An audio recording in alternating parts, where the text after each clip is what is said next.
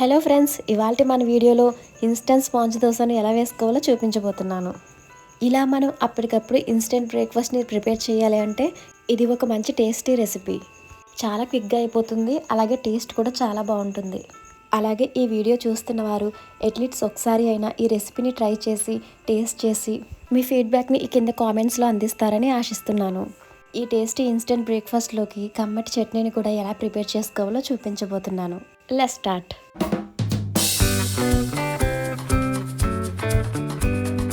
ముందుగా 1 కప్పు బొంబాయి రవ్వను తీసుకుంటున్నాను, అంటే ఉప్మా రవ్వ. స్టవ్ ఆన్ చేసి రవ్వను వేసుకుని డ్రై రోస్ట్ చేసుకుందాం. ఇలా డ్రై రోస్ట్ చేయడం వలన మనం ప్రిపేర్ చేసుకునే దోశ టేస్ట్ అనేది చాలా బాగుంటుంది. రవ్వ మాడిపోకుండా అలా బాగా వేయించుకున్నాం కదా, ఇప్పుడు దాన్ని ఒక మిక్సీ జార్లోకి తీసేసుకోవాలి. 1 కప్పు వరకు మనం రవ్వను తీసుకున్నాం కదా, ఇప్పుడు 1/2 కప్పు పెరుగుని తీసుకోవాలి. అందులో 1/2 కప్పు వాటర్ని తీసుకుని బాగా గ్రైండ్ చేసుకోవాలి. ఇందులో మనం వేసుకునే రవ్వ అనేది కనబడకుండా సాఫ్ట్గా గ్రైండ్ చేసుకోవాలి. ఈ పిండిని మిక్సింగ్ బౌల్లోకి ట్రాన్స్ఫర్ చేసుకుందాం. ఇప్పుడు ఈ పిండిలోకి సరిపడా సాల్ట్ని వేసుకుంటున్నాను.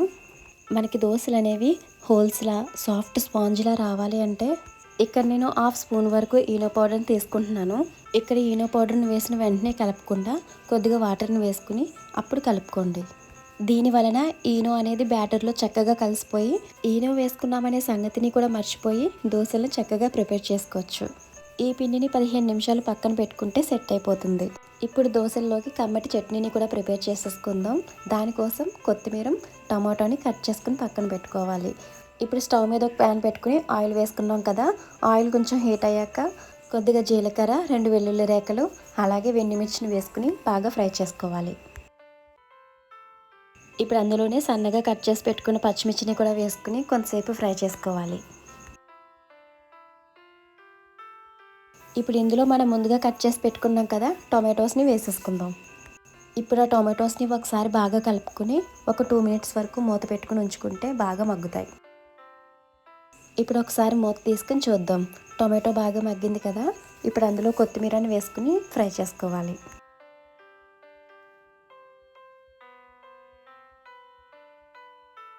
ఇప్పుడు మొత్తం అంతా బాగా ఫ్రై అయిపోయింది కదా, ఇప్పుడు వాటిని కొంతసేపు చల్లారనిచ్చి సందికాల మీద వేసుకుని నూరుకోవడమే.